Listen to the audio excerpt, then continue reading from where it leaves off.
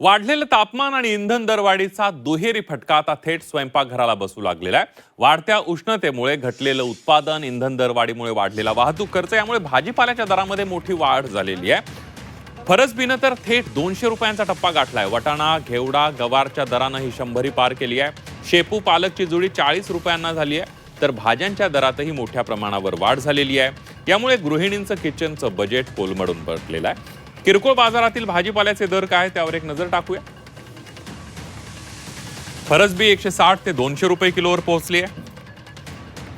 गवार 100 ते 120 रुपये किलो.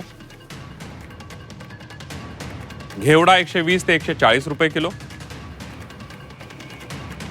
वाटाणा 100 ते 120 रुपये किलो.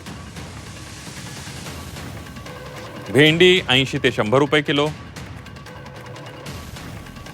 शेवगा 80 ते 100 रुपये किलो. दुधी भोपळा 60 ते 80 रुपये किलो. कारली 60 ते 80 रुपये किलो. टोमॅटो 40 ते 50 रुपये किलो. वांगी 60 ते 80 रुपये किलो इथपर्यंत पोहोचलेले आहे. त्यामुळे भाजीपाला महागलाय, त्यामुळे स्वयंपाकघराचं बजेट कोलमडून पडलंय.